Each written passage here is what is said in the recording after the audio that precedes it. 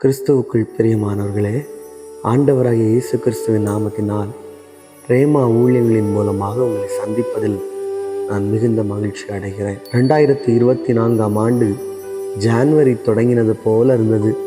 ஆனால் இன்றைக்கு மே மாதத்துக்குள்ளே கடந்து வந்திருக்கிறோம். கண்ணை மூடி திறப்பதற்கு முன்பதாக நாட்களும் சமயங்களும் ஓடிக்கொண்டே இருக்கிறது. வேத புஸ்தகம் ஒரு காரியத்தை சொல்லுகிறது.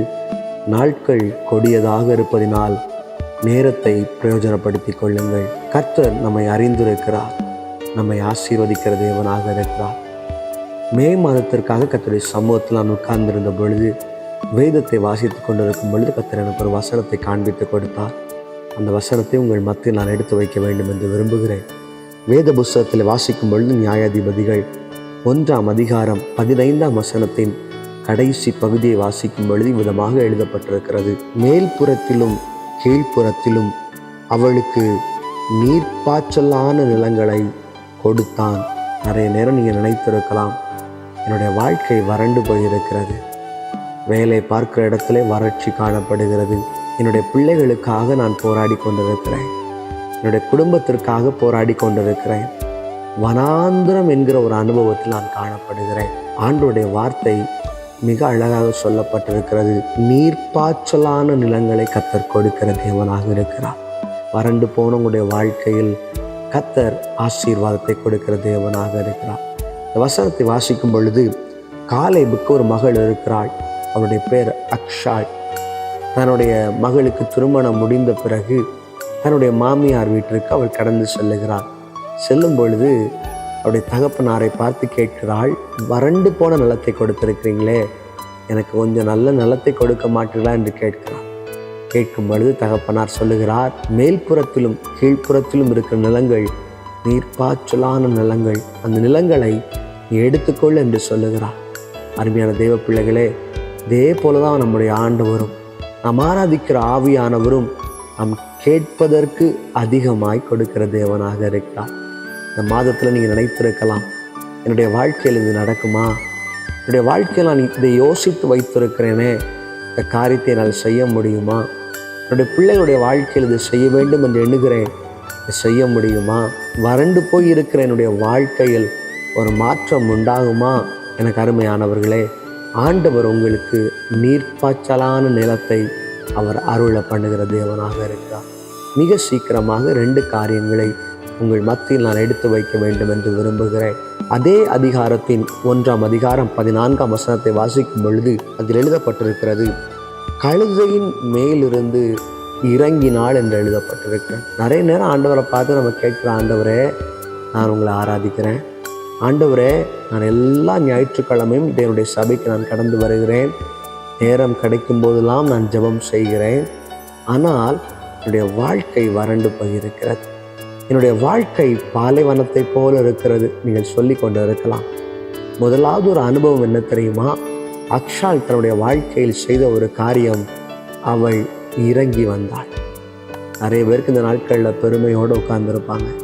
என்னை விட்டால் வேற யார் இருக்கிறா, என்னை விட்டு அந்த உலகத்தில் வேற யார் இருக்கிறா என்ற ஒரு பெருமையோடு வாழ்ந்து கொண்டிருப்பார்கள். முதலாவது ஒரு அனுபவம், அக்ஷாள் செய்த ஒரு காரியம், கழுதையின் மேல் இருக்கிறவள் தன்னுடைய அப்பாவிடத்தில் கேட்கும்படியாக அவள் இறங்கி வருகிற ஒரு அனுபவத்தை பார்க்கிறோம்.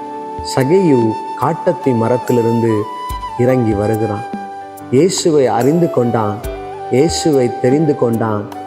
எப்பொழுது இயேசு அவனுடைய வீட்டிற்குள் கடந்து வந்தாரோ, அவனுடைய வாழ்க்கையில் இருந்த போராட்டங்கள், அவனை பற்றி இருந்த மோசமான பேச்சுக்களிலிருந்து கர்த்தர் ஒரு விடுதலை கொடுத்தார். பாலைவனத்தின் வாழ்க்கையை வாழ்ந்து கொண்டிருக்கலாம் பிரியமானவர்களே.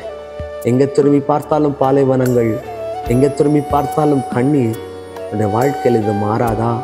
என்னுடைய வாழ்க்கையில் இந்த நெருக்கங்கள் மாறாதா? இந்த வார்த்தையை கேட்டுக்கொண்டிருப்பீர்களானால் நிச்சயமாக ஒரு காரியத்தை சொல்லுகிறேன். யார் தன்னுடைய பாவங்களை, தன்னுடைய பெருமைகளை, தேவனுக்கு பிரியமில்லாத காரியத்தை ஆண்டுடைய சமூகத்தில் இறக்கி வைக்கிறானோ, அவனை கர்த்தர் உயர்த்துகிற தேவனாக இருக்கிறார். முதலாவது ஒரு காரியத்தை பார்க்கிறோம், அக்ஷாள் அவள் இறங்கி வந்தாள். 2வதாக ஒரு காரியம் எழுதப்பட்டிருக்கிறது. நியாயாதிபதிகள் 1ஆம் அதிகாரம் 15ஆம் வசனத்தில் வாசிக்கும் பொழுது, எனக்கு ஒரு ஆசீர்வாதம் தர வேண்டும், வறட்சியான நிலத்தை எனக்கு தந்தீர், நீர்ப்பாய்ச்சலான நிலங்களை எனக்கு தர வேண்டும் என்றாள். வேத புஸ்தகத்தில் வாசிக்கும் பொழுது கர்த்தர் நமக்கு மிக அழகான ஒரு காரியத்தை கொடுத்திருக்கிறார். அப்பா பிதாவே என்று அழைக்கிற ஒரு பாக்கியத்தை ஆண்டவர் நமக்கு கொடுத்திருக்கிறார். நிறைய நேரத்தில் நினைப்போம், இந்த மனுஷங்கிட்ட போய் கேட்டால் நம்முடைய வாழ்க்கையில் இந்த மே மாதத்தில் இந்த காரியத்தை நமக்கு செய்து முடிப்பாங்க.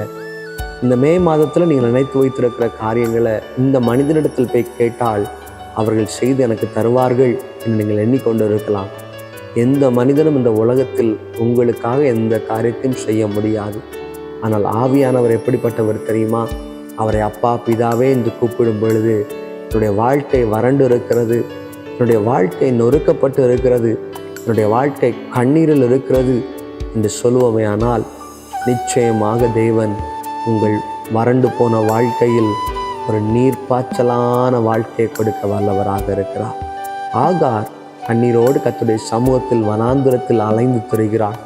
அவளை தேற்றுவதற்கு யாரும் இல்லை, அரவணைப்பதற்கு யாரும் இல்லை, நேசிப்பதற்கு கூட யாரும் இல்லை. வனாந்திரத்தில் ஆண்டவரை நோக்கி கூப்பிடுகிறார், தகப்பனே, நீர் இல்லாமல் உங்களுக்கு யார் உண்டு? நீர் இல்லாமல் எங்களுக்கு உதவி செய்வது யாரப்பா? என்னுடைய மகன் இறந்து போவதை நான் பார்க்க விரும்பவில்லை. அம்பு பாய்கிற தூரத்திலே அவள் போய் இருக்கிறாள். ஆனால் நடந்த அற்புதம் என்ன தெரியுமா? பாலைவனத்தில் கூட ஆண்டவர் அவருடைய சத்தத்தை கேட்டார். நீங்கள் நினைக்கலாம், நான் வீட்டிற்குள்ளே தன்னந்தனியாக உட்கார்ந்துருக்கிறேனே, ஆராதனைக்கு கூட என்னால் ஒழுங்காக போக முடியலை, கட்டப்பட்ட அனுபவத்தில் உட்கார்ந்துருக்கிறேன், வியாதியோடு இந்த வார்த்தையை கேட்டுக்கொண்டிருக்கிறேன், உலகத்தார் மத்தியில் நான் தலை குனிந்து போய் வீட்டை விட்டு வெளியே வர முடியாத அளவிற்கு நான் தலை குனிந்து போய் இருக்கிறேனே, என்னுடைய வாழ்க்கை மாறுமா? இப்படிப்பட்ட பாலைவனங்கள் நீர்ப்பாய்ச்சலான தோட்டமாக மாறுமா? வசனம் சொல்லுகிறது, நான் உன்னை நீர்ப்பாய்ச்சலான தோட்டத்தைப் போலவும் வற்றாத நீரூற்றை போலவும் அவர் உங்களை ஆசீர்வதிக்கிற தேவனாக இருக்கிறார். இந்த மாதத்தில் ஆண்டவர் உங்களுக்கு கொடுக்கிற மிக அழகான ஒரு வாக்குத்தத்தம், பாலைவனங்கள் சோலைவனமாக மாறும். உங்கள் வறண்டு போன வாழ்க்கை களிப்பாக மாறும். செய்ய வேண்டிய 2 காரியம் என்ன தெரியுமா? முதலாவது காரியம், பெருமையோடு வாழ்ந்து கொண்டிருக்கிற ஜீவியம், தேவனுக்கு விருப்பப்படாத ஜீவியம், எப்படிப்பட்ட வாழ்க்கையை வாழ்ந்து கொண்டிருந்தாலும் இறங்கி வாருங்கள், இயேசுவரிடத்தில் வாருங்கள். இயேசு அற்புதம் செய்கிற தேவனாக இருக்கிறார். 2வதாக ஒரு காரியத்தை பார்க்கிறோம், மனுஷனிடத்தில் கையேந்துவதை விட்டுவிட்டு, மனுஷனிடத்தில் கேட்பதை விட்டுவிட்டு தேவனிடத்தில் கேட்டு பாருங்கள். நிச்சயமாக இந்த மாதம் நீங்கள் நினைத்திருக்கிற சூழ்நிலைகள் உங்களுக்கு மாறும். நீங்கள் கடந்து வந்து கொண்டிருக்கிற பாலைவனம் உங்களுக்கு மாறும். அவர் கொடுத்தா எப்படி கொடுக்கிற தேவன் தெரியுமா? மேல்புறத்திலும் கீழ்ப்புறத்திலும் நீர்ப்பாய்ச்சலான நிலத்தை கொடுக்கிறார். ஆம் பிரியமானவர்களே, நான் நம்புகிற தேவன் உங்கள் வாழ்க்கையில் அற்புதங்களை செய்வார். அசந்து போன மாறா மதுரமாக மாறும். வாழ்க்கை குறித்து கவலைப்படாதீங்க, இப்பொழுது இருக்கிறத குறித்து கவலைப்படாதீங்க. பிரயோஜனப்படுத்தி கொள்ளுங்கள் நேரத்தை. கர்த்தருடைய சமூகத்தில் காத்திருங்கள், அவரை முழுவதுமாக விசுவாசியுங்கள். அப்பா பிதாவே என்று கூப்பிட்டு பாருங்கள். ஒருவேளை அந்த மனுஷன் உங்களை கேட்காம போகலாம், உறவுகள் தள்ளி வைத்திருக்கலாம். அவரை நோக்கி அப்பா பிதாவே என்று கூப்பிடும் பொழுது நிச்சயமாய் உங்கள் வாழ்க்கையில் அவர் பெரிய காரியங்களை செய்வார். வறண்டு போன வாழ்க்கை செழிப்பாக மாறும். நம் கண்களை மூடி ஜெபம் செய்வோமா? எங்களை நேசிக்கிற எங்கள் அன்பின் நல்ல தகப்பனே, மே மாதத்தின் முதல் நாளிலே நம்முடைய சமூகத்தில் நாங்கள் காத்திருக்கிற நம்முடைய வசனத்தை தியானிக்க தேவன் கொடுத்த மேலான கிருபைக்காய் உள்ளத்தின் ஆழத்திலிருந்து நன்றியோடு நாங்கள் துதிக்கிறோம் தகப்பனே. வறண்டு போய் இந்த வார்த்தை கேட்டுக்கொண்டு இருக்கலாம். ஒரு பாலைவனத்தை போல என்னுடைய வாழ்க்கை இருக்கிறதே, நொறுக்கப்பட்ட அனுபவத்தில் கண்ணீரோடு இந்த வார்த்தை கேட்டுக்கொண்டு இருக்கலாம். என் தேவன் ஆனவர் ஒரு விடுதலையை கொடுக்கும்படியாக ஜெபிக்கிறேன். என் தேவன் ஒரு விடுதலையை கொடுக்கும்படியாக ஜெபிக்கிறேன் அப்பா. கண்ணீரோடு யாரெல்லாம் இந்த வார்த்தை கேட்கிறார்களோ அவர்களுக்கு இந்த மாதத்தில் தேவன் வாசல்களை திறக்கும்படியாக ஜெபிக்கிறேன் தகப்பனே. குடும்பத்தில் போராட்டங்களோடு, குடும்பத்தில் பிரச்சனைகளோடு, வறுமை என்ற ஒரு பள்ளத்தாக்கில் அவர்கள் வாழ்ந்து கொண்டிருக்கலாம். பாலைவனம் எல்லாம் வறண்டு போய்விட்டதே என்று கண்ணீரோடு இந்த வார்த்தை கேட்டுக்கொண்டிருக்கலாம். அக்ஷால் தன்னுடைய வாழ்க்கையில் செய்த 2 அனுபவங்களை நாங்கள் பார்த்தோம் தகப்பனே. எங்கள் பெருமைகளை விட்டு நாங்கள் இறங்கி வருகிறோம். தேவனுக்கு பிரியமில்லாத காரியத்தை விட்டு நாங்கள் இறங்கி வருகிறோம் அப்பா.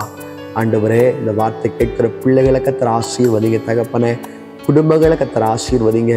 கையிட்டு செய்கிற எல்லா காரியத்திலும் என் தேவனானவர் கூட இருந்து கர்த்தர் வழி நடத்தும்படியாக செபிக்கிறேன். கர்த்தர் பெரிய காரியங்களை செய்யும் தகப்பனே. ஆண்டவரே, அப்பா பிதாவே என்று உம்மை நோக்கி யாரெல்லாம் கூப்பிடுகிறார்களோ அவர்களுக்கு நீர் பதிலளிக்க வேண்டும் என்று செபிக்கிறேன் தகப்பனே. இந்த மாதத்தில் கட்டப்பட்ட அனுபவங்கள், பாலைவனங்கள் மாறும்படியாக செபிக்கிறேன். என் தேவன் அப்படியே செய்ததற்காய் நாங்கள் விசுவாசத்தோடு நன்றி செலுத்துகிறோம் அப்பா. கர்த்தர் பொறுப்படுத்திக் கொள்ளுங்க, ஆசீர்வதிங்க. இயேசு கிறிஸ்துவின் நாமத்தில் ஜெபிக்கிறோம் நல்ல பிதாவே, ஆமென். ஆம் பிரியமானவர்களே, நிச்சயமாக இந்த மாதம் உங்கள் வாழ்க்கையில் இருக்கிற பாலைவனங்கள் சோலை வனங்களாக, நீர்ப்பாய்ச்சலான தோட்டங்களாக மாறும். வசனத்தை விசுவாசியுங்கள். தேவனுக்கு பிரியமுள்ள வாழ்க்கையை வாழுங்கள். கர்த்தர் உங்களை ஆசீர்வதிப்பாராக. ஆமென்.